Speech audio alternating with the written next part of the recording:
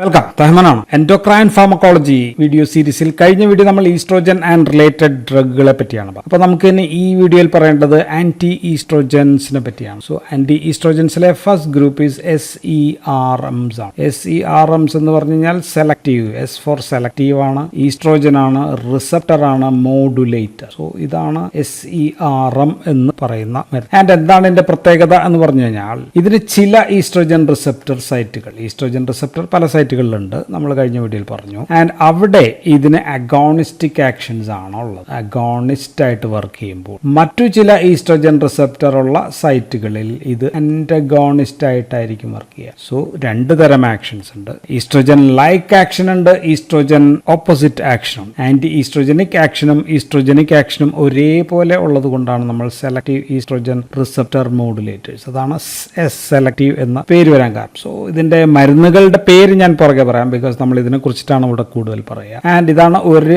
Anti oestrogens. രണ്ടാമത്തത് pure anti oestrogens തന്നെയാണ്. Anti oestrogens എന്ന് പറയുമ്പോൾ ആന്റഗോണിസ്റ്റിക് ആക്ഷൻസ് ആണ് ഇവക്ക് ഉള്ളത്, ആന്റഗോണിസ്റ്റിക് ആക്ഷൻ. ആൻഡ് ഇതിലെ ഒരു മരുന്ന് എന്ന് പറയുന്നത് SERD എന്നാണ് പറയുക. SERD means selective estrogen receptor, D for down regulator ആണ് ഇവ. ആൻഡ് ഈ ഗ്രൂപ്പിലെ മരുന്ന് ഫുൾ വെസ്ട്രൻഡ് എന്ന് പറയുന്ന മരുന്നാണ്. ഫുൾ എന്ന് വെച്ചാൽ മുഴുവനാണ്. വെസ്റ്റ് ഈസ് ഫോർ ഈസ്ട്രോജന്റെ ആണ്, ആൻഡ് ഫോർ ആന്റഗോണിസ്റ്റ്. അപ്പൊ ഫുള്ളായിട്ട് മുഴുവനായിട്ട് ഈസ്ട്രോജൻ ആന്റഗോണിസ്റ്റ് എന്നാണ് ഈ മരുന്നിന്റെ പേരിന്റെ അർത്ഥം തന്നെ. ഇനി ആന്റി ഈസ്ട്രോജൻ ആയിട്ട് ആക്ട് ചെയ്യുന്ന ഫസ്റ്റ് ഗ്രൂപ്പ് ഇതിലെ രണ്ടാമത്തെ ഗ്രൂപ്പിലെ ഒന്നാണ് പറഞ്ഞത്. രണ്ടാമത്തെ ഗ്രൂപ്പിലെ വേറൊരു മരുന്ന്, മറ്റൊരു മരുന്നാണ് ക്ലോമിഫിൻ. CLOMIFEN ആണ് ക്ലോമിഫിൻ. പണ്ട് PHENE ആയിരുന്നു, ഇപ്പൊ പക്ഷെ ക്ലോമിഫിന്റെ F ആണ്, അത്രേ ഉള്ളൂ. ക്ലോമിഫിൻ സിട്രേറ്റ് എന്ന് പറഞ്ഞാലാണ് അത് ഫേമസ്. സോ ഇതും ഒരു SERM തന്നെയാണ്,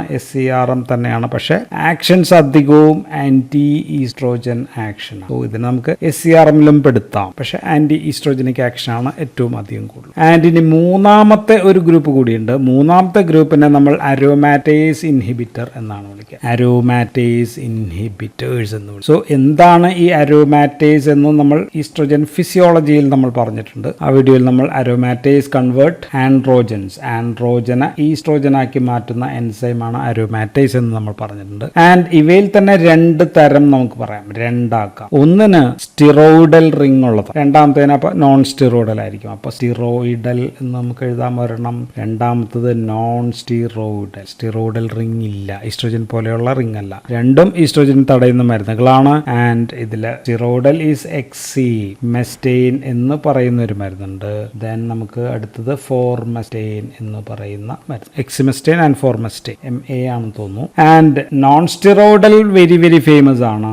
3 മരുന്നുണ്ട്. അനാസ്ട്രാസോൾ എന്ന് പറയുന്ന ഒരു മരുന്നുണ്ട്, ഫേമസ്. പക്ഷെ അതല്ല, ലെട്രോസോൾ ആണ്. അനാസ്ട്രോസോൾ ആൻഡ് ലെട്രോസോൾ ആണ്. ദെൻ മൂന്നാമത്തെ ഒരു മരുന്ന് കൂടിയുണ്ട്, വൊറാസോൾ, പക്ഷെ അത് പുറത്തിറങ്ങിയിട്ടില്ല, അതുകൊണ്ട് ഞാൻ എഴുതുന്നില്ല. അപ്പൊ 2 മരുന്നുകൾ നമുക്ക് പഠിക്കാം. സോ ഇതെല്ലാമാണ് ആന്റി ഈസ്ട്രോജൻ. മൊത്തത്തിൽ നമുക്ക് ആന്റി ഈസ്ട്രോജൻസ് എന്ന് പറയാൻ പറ്റുന്ന മരുന്നുകൾ ഇതാണ്, ഈ 3 ഗ്രൂപ്പ് മരുന്നുകളാണ്. നമ്മൾ ഈ വീഡിയോയിൽ പറയുന്നത് SERMസിനെ പറ്റിയാണ്. And also we will talk about this ഫുൾ വെസ്ട്രൻഡിനെ കുറിച്ച് കൂടി നമ്മൾ പറയുന്നു. So SERM and fulvestrant. SERM എല്ലാം അവസാനിക്കുന്നത്, ഈ SERM എടുത്തു നോക്കിക്കഴിഞ്ഞാൽ അവസാനിക്കുക ഒന്നുകിൽ ഫെൻ എന്ന വാക്കിലായിരിക്കും, അല്ലെങ്കിൽ ഇങ്ങനെ ഫെൻഫീൻ എന്നൊക്കെ ആയിരിക്കും നമ്മൾ പറയും. സോ ആദ്യത്തെ മരുന്ന്, ഫസ്റ്റ് ഡ്രഗ് SERMലെ നമ്മുടെ ആദ്യത്തെ പറയാനുള്ള മരുന്ന്, ഫസ്റ്റ് ഗ്രൂപ്പാണ്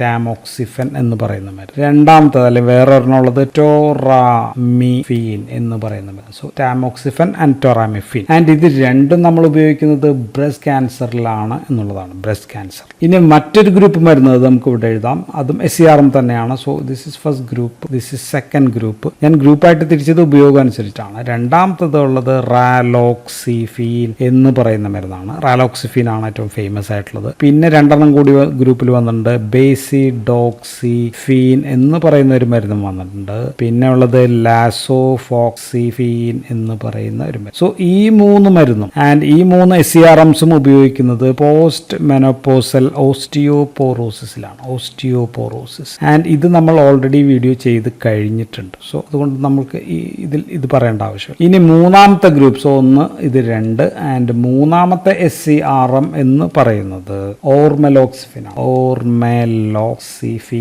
എന്ന് പറയുന്ന മരുന്നാണ്. ഇത് നമ്മൾ ഓൾറെഡി പറഞ്ഞിട്ടുണ്ട്, ഫേമസ് മരുന്നാണ്. ഏതാണ്? ഓറൽ കോൺട്രാസെപ്റ്റീവ്സിനകത്താണ് നമ്മൾ പറഞ്ഞത് സഹേലി എന്ന് പറയുന്നത് ഇതാണ്. സോ ഇത് സെപ്പറേറ്റ് വേണമെങ്കിൽ പിന്നീട് ഞാൻ ചെയ്യാം. പക്ഷേ ഇത് നമ്മൾ ഓൾറെഡി ഓറൽ കോൺട്രാസെപ്റ്റീവിൽ പറഞ്ഞിട്ടുണ്ട്. സോ അതുകൊണ്ട് നമുക്ക് ടാമോക്സിഫിനെ പറ്റി ഇവിടെ പറയാം. ദെൻ ഫുൾ വെസ്റ്ററിനെ പറ്റി പറയാം. ഇതും ബ്രസ്റ്റ് ക്യാൻസറിലാണ്. സോ 2 ബ്രസ്റ്റ് ക്യാൻസറിൽ ഉപയോഗിക്കുന്ന തരം മരുന്നുകളെ കുറിച്ചിട്ടാണ് നമ്മൾ പറയാം. ആൻഡ് ക്ലോമിഫീൻ സിട്രേറ്റ് സെപ്പറേറ്റ് നമുക്ക് പറയണം. അരോമാറ്റേസ് ഇൻഹിബിറ്റേഴ്സും സെപ്പറേറ്റ് വീഡിയോയിലായിട്ട് നമുക്ക് പറയാം. അപ്പോൾ നമുക്ക് ആദ്യം ടാമോക്സിഫനെ പറ്റി പറയാം. ടാമോക്സിഫൻ ആണ് ഫേമസ് ഡ്രഗ്. ടാമോക്സിഫൻ എന്ന് പറയുന്ന മരുന്ന് 1977 മുതലുള്ള ഒരു നോൺ സ്റ്റിറോയിഡൽ മരുന്നാണ്. SCRM ആണ്. അതിനെക്കുറിച്ചാണ് നമ്മൾ പറയാം. സോ SCRM ആകുമ്പോൾ 2 കാര്യങ്ങൾ ഉണ്ടായിരിക്കും. കുറച്ച് ഈസ്ട്രോജന്റെ ഫലം, ഈസ്ട്രോജനെ പോലെ ഉള്ള കുറെ ഫലങ്ങൾ ഉണ്ടായിരിക്കും. കുറച്ച് ആന്റഗോണിസ്റ്റ് ഓഫ് ഈസ്ട്രോജൻ അല്ലെ, ഈസ്ട്രോജൻ ആന്റഗോണിസ്റ്റ് പോലെയുള്ള ഫലങ്ങളും ഉണ്ടായിരിക്കും. സോ അപ്പൊ നമ്മൾ ഈ മരുന്ന് കൊടുക്കുന്നതിന്റെ ഉദ്ദേശം എന്ന് പറയുന്നത് ഈസ്ട്രോജൻ എവിടെയെങ്കിലും ദോഷകരമായി ഭവിക്കുന്നുണ്ടെങ്കിൽ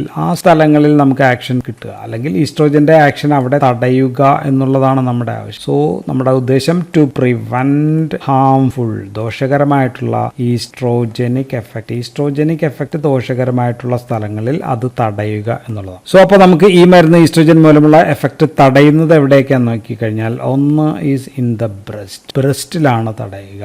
2 ഇൻ ദ പെരിഫറൽ ബ്ലഡ് വെസലിലും ഇതിന്റെ ആക്ഷൻ തടയുന്നുണ്ട്, ഈസ്ട്രോജൻ തടയുന്നുണ്ട്. So tamoxifen acts as antagonist of estrogen in breast and also in the peripheral blood vessels. അപ്പോൾ ഇത് ആഗോണിസ്റ്റ് ആയിട്ട് അല്ലെങ്കിൽ ഇതിന്റെ ആക്ഷൻ വർദ്ധിപ്പിക്കുന്നത് എവിടെയെല്ലാമാണ് എന്ന് പറഞ്ഞു കഴിഞ്ഞാൽ, ദിസ് ആക്ട്സ് ആസ് അഗോണിസ്റ്റ് 4 സ്ഥലങ്ങൾ നമുക്ക് പറയേണ്ടി വരും. 1 ബോണിലാണ്, എല്ലിലാണ്. 2 ലിവറിലാണ്. 3 വീണ്ടും ബ്ലഡിൽ തന്നെയൊക്കെയാണ്.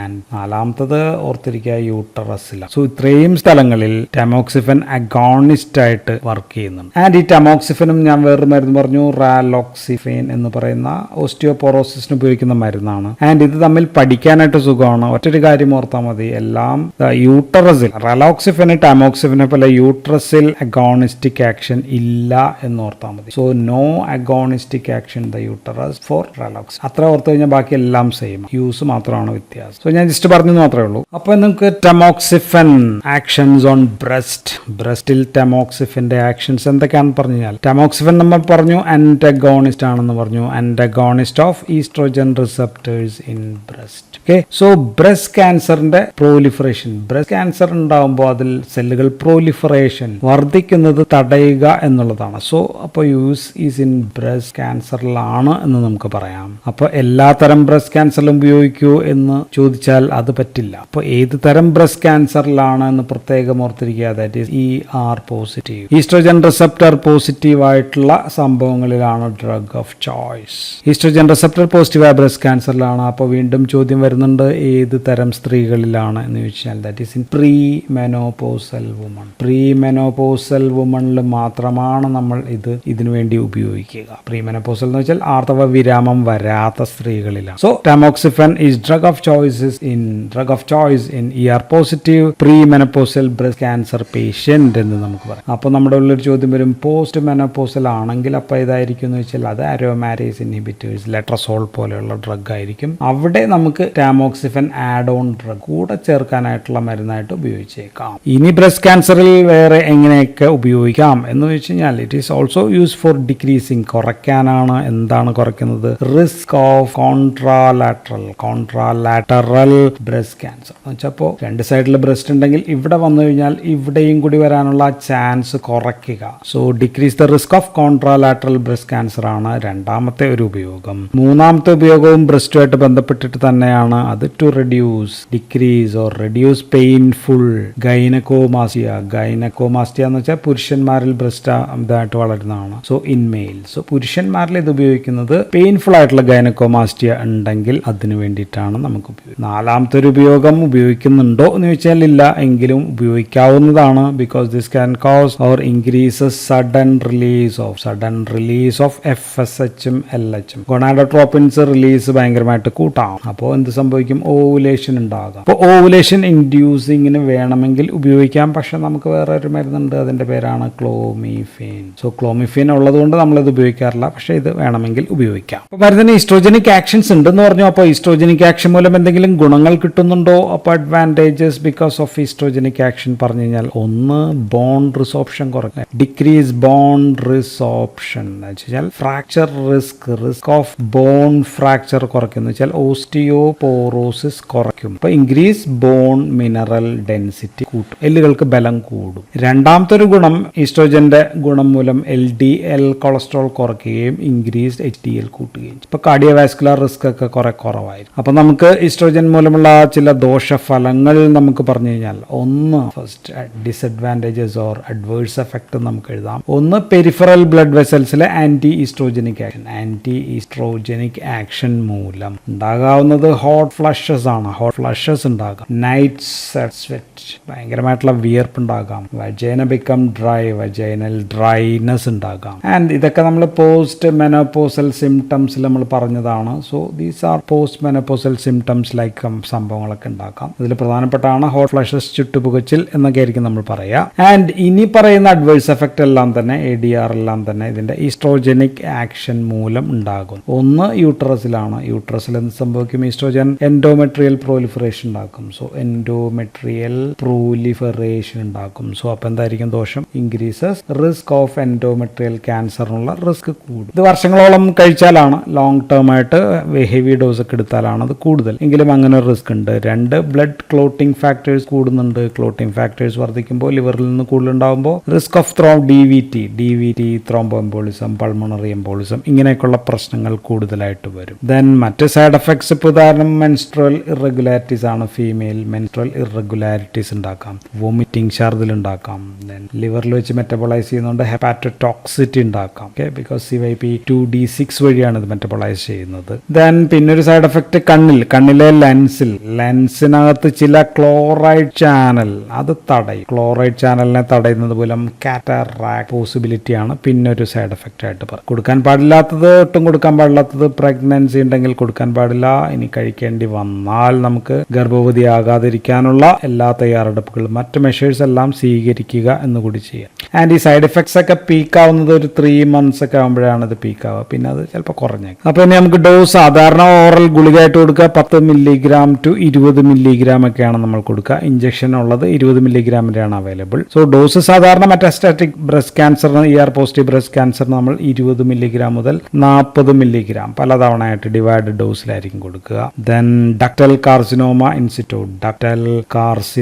ഇൻസിറ്റോ എന്ന് പറയുന്ന കണ്ടീഷനിൽ നമ്മൾ കൊടുക്കാറുണ്ട്. ആഫ്റ്റർ ബ്രസ്റ്റ് സർജറിക്ക് ശേഷം നമ്മൾ കൊടുക്കാറുണ്ട്. ദെൻ ബ്രസ്റ്റ് ക്യാൻസർ പ്രിവെൻഷൻ ആണെങ്കിൽ ഹൈ റിസ്ക് ഞാൻ പറഞ്ഞു, ഒരു വശത്ത് മറ്റേ വശം വരാതിരിക്കാനാണെങ്കിൽ 20 milligram വീതം ദിവസം കഴിക്കുക. 5 വർഷമൊക്കെ നമ്മൾ കഴിക്കേണ്ടി വരും തടയാനായിട്ട്. ദെൻ പിന്നെ നമ്മൾ പറഞ്ഞു ഓവുലേഷൻ ഇൻഡ്യൂസ് ചെയ്യാനായിട്ടാണെങ്കിൽ 5 to 40 milligram വരെ നമുക്ക് കൊടുക്കേണ്ടി വരും. ദെൻ പിന്നെ ഉള്ളത് നമ്മൾ മാസ്റ്റാൾജിയ എന്ന് വെച്ചാൽ പെയിൻ ഇൻ ദ ബ്രസ്റ്റ് ആണെങ്കിൽ 10 milligram ഒരു 4 months ഒക്കെ ഉപയോഗിക്കേണ്ടി വരും. പെയിൻഫുൾ ഗൈനക്കോമാസ്റ്റിയ അങ്ങനെയൊക്കെയുള്ള സംഭവങ്ങളിലാണ് ഇത് ഉപയോഗിക്കുക. ദെൻ ഗ്രൂപ്പിലെ മറ്റൊരു മരുന്നാണ് നമ്മൾ പറഞ്ഞത് ടോറാമിഫീൻ എന്ന് പറയുന്ന ഒരു മരുന്ന് കൂടി ഉണ്ട് നമ്മൾ പറഞ്ഞു. ആൻഡ് ഇത് നമ്മൾ കൊടുക്കുക അഡ്വാൻസ്ഡ് ബ്രസ്റ്റ് ക്യാൻസറിലാണ്. ഇതും ER പോസിറ്റീവ് തന്നെ ഉള്ള ബ്രസ്റ്റ് ക്യാൻസറിലായിരിക്കും. ആൻഡ് പോസ്റ്റ് മെനോപോസൽ വുമണിൽ നമ്മൾ കൊടുക്കുന്നുണ്ട്, ഗുളികയായിട്ടൊക്കെ ഉപയോഗിക്കുന്നുണ്ട്. ദെൻ ടാമോക്സിഫന്റെ ഒരു ഡെറിവേറ്റീവ് ആണ് സംഭവം. ഇതിന്റെ ഡോസ് എന്ന് പറഞ്ഞാൽ 40 to 60 milligram ഒക്കെയാണ് ഡോസ്. ആൻഡ് ഇതിന് കുറച്ച് ഗുണമുള്ളതെന്ന് വെച്ചാൽ weaker ER agonistic action. Oestrogen റിസപ്റ്ററിലെ അഗോണിസ്റ്റിക് ആക്ഷൻ ഉണ്ടെങ്കിൽ അത് കുറച്ച് വീക്കാണ് എന്നുള്ളതാണ് ഇതിന്റെ ഒരു ഗുണം. അപ്പൊ അടുത്ത മരുന്ന് full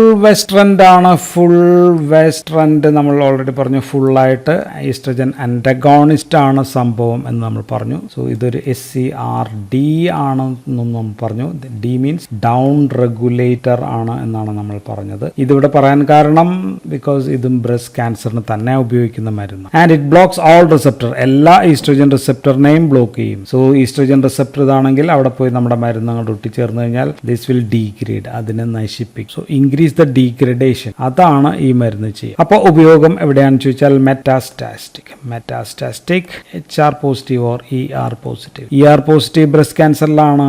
ER positive breast cancer അതിൽ തന്നെ HER2 നെഗറ്റീവ്. സോ ഇതും കൂടി ഒന്ന് ഓർക്കുക, HER2 നെഗറ്റീവിൽ കൂടിയാണ് ഇത് ഉപയോഗിക്കുക. In post menopausal woman. വെറുതെ അപ്പോഴും കൊടുത്താൽ പോരാ. If it is resistant to tamoxifen കൊടുത്തിട്ടും ഫലം ഇല്ല എങ്കിൽ മാത്രമാണ് നമ്മൾ ഏത് മരുന്ന് കൊടുക്കുക, നെക്സ്റ്റ് മരുന്ന് ഫുൾ വെസ്റ്റേണിലേക്ക് പോവുക. അല്ലാതെ നേരിട്ട് ഫുൾ വെസ്റ്റേൺ കൊടുക്കുകയല്ല. So this is given as injection ആണ്, കുത്തിവയ്പ്പാണ്. 500 milligram IM ഇഞ്ചക്ഷൻ ആണ്, ചന്തിയിലാണ് കൊടുക്കുക. എന്താ ബട്ടോക്കിലായിരിക്കും ആയിരിക്കും സാധാരണ കൊടുക്കുക. കുത്തിവെക്കുന്നിടത്ത് വേദന എന്ന് പറയുന്ന സംഭവം ഉണ്ടായിരിക്കും. നൗസിയ ഉണ്ടാക്കും, വൊമിറ്റിംഗ് ഉണ്ടാക്കും, നല്ല തലവേദന, ഹെഡേക്ക് ഒക്കെ ഉണ്ടാകും. സോ ഇത് കൊടുക്കുക. ആദ്യത്തെ ദിവസം കൊടുക്കും, പിന്നെ 15ാമത്തെ ദിവസം കൊടുക്കും, പിന്നെ 29ാമത്തെ ദിവസം കൊടുത്തിട്ട് പിന്നെ ഓരോ മാസം, പിന്നെ മാസത്തിൽ ഒരിക്കൽ മാത്രം ആയിരിക്കും സാധാരണ കൊടുക്കുക. ചിലപ്പോൾ 250 മില്ലിഗ്രാം ഒക്കെ മതിയാവുമായിരിക്കും. HER2 എന്തായിരുന്നു? That is human epidermal growth factor ആണ്. അതാണ് 2 ഞാൻ പറയാൻ വിട്ടുപോയി. ഓക്കെ, സോ ഇതാണ് ഫുൾവെസ്ട്രന്റ്. സോ ഈ മരുന്നുകൾ കൊടുക്കുമ്പോൾ ഇത് മാത്രമല്ല കൊടുക്കുക. നമ്മൾ ക്യാൻസറിനെ പറ്റി മരുന്നുകളെ പറ്റി പറഞ്ഞപ്പോൾ നമ്മൾ പറഞ്ഞു റെജിമൻ അല്ലെങ്കിൽ റെജിം ആയിട്ടാണ് നമ്മൾ കൊടുക്കുക എന്ന് പറഞ്ഞത്. ദാറ്റ് മീൻസ് മറ്റു ചില മരുന്നുകൾ കൂടി കൊടുക്കണം. അപ്പോൾ ആ മരുന്ന് ഏതാണെന്ന് ജസ്റ്റ് ഒന്ന് പറഞ്ഞേക്കാം. അത് നമ്മൾ CDK ഇൻഹിബിറ്റേഴ്സ് എന്ന് പറയുന്ന ഒരു ഗ്രൂപ്പിൽപ്പെട്ട സിക്ലിബ്സ് ആണ്. ഉദാഹരണം പാൽബോസിക്ലിബ് ആകാം, അല്ലെങ്കിൽ അബിമാസിക്ലിബ് എന്ന് പറയുന്ന മരുന്നുണ്ട്, സിക്ലിബ് ആണ്. പിന്നെ ഈസി ആയിട്ട് പറയാൻ പറ്റുന്നത് റിബോ ആണ്, റിബോസിക്ലിബ് എന്ന് പറയുന്നത്. സോ സിക്ലിബ്സിനൊപ്പമാണ് സാധാരണ ഇവ കൊടുക്കുക. CDK4 ഇൻഹിബിറ്റേഴ്സിന്റെ കൂടെയാണ്. ആൻഡ് പ്രീ ഓർ പെരിമെനപ്പോസൽ ഫീമെയിൽസ് ആണെങ്കിൽ നമ്മൾ LHRH അഗോണിസ്റ്റുകൾ കൂടി ഇവയുടെ കൂടെ കൊടുക്കേണ്ടി വരും എന്ന് ഓർക്കുക. ആൻഡ് ഓഫ് ലേബിളായിട്ട് മറ്റൊരു ഉപയോഗമാണ് ഫുൾവെസ്ട്രന്റ് കൊടുക്കാവുന്നത്. ഓഫ് ലേബിളാണ്, സാധാരണ അത് നിർദ്ദേശിക്കുന്നതല്ല, ഡോക്ടർമാർ കൊടുക്കുന്നതാണ്. പ്രിക്കോഷ്യസ് പ്യൂബർട്ടി എന്ന് വെച്ചാൽ നേരത്തെ പ്രായപൂർത്തിയാകുകയാണെങ്കിൽ അത് തടയാൻ വേണ്ടിയിട്ടാണ്. ആൻഡ് അത് ഉള്ളത് വിത്ത് മക്യൂൺ ആൽബ്രൈറ്റ് സിൻഡ്രോം എന്ന് പറയുന്ന കേസിലും നമ്മളിത് കൊടുക്കാറുണ്ട്. ഇത് മസിലൊക്കെ ആയിട്ട് ബന്ധപ്പെട്ടുള്ള ഒരു അസുഖമാണ്. ഓക്കെ, ആൻഡ് കരൾ രോഗികൾ ഉണ്ടെങ്കിൽ so those who have with liver diseases fulvestrant dose നമ്മൾ കുറയ്ക്കണം. സോ ലിവർ ഡിസീസ് ഉണ്ടെങ്കിൽ ഡോസ് കുറയ്ക്കും. ഇനി റെലോക്സിഫെൻ ഓസ്റ്റിയോപോറോസിസിൽ നമ്മൾ പറഞ്ഞുകൊണ്ട് നമ്മളതിവിടെ പറയുന്നില്ല. ഓർമലോക്സിഫെൻ നമ്മൾ പറഞ്ഞത് OCPസിൽ ഓറൽ കോൺട്രാസെപ്റ്റീവ്സിൽ പറഞ്ഞു. അതുകൊണ്ട് നമ്മൾ SCRM ഗ്രൂപ്പ് ഇവിടെ വെച്ച് നിർത്തുകയാണ്. അപ്പോൾ ഇനി നമുക്ക് ആൻറ്റി ഈസ്ട്രോജൻ ആയിട്ടുള്ള ക്ലോമിഫിനെ പറ്റിയാണ് അടുത്ത video. So that's all in this video. Thank you for watching.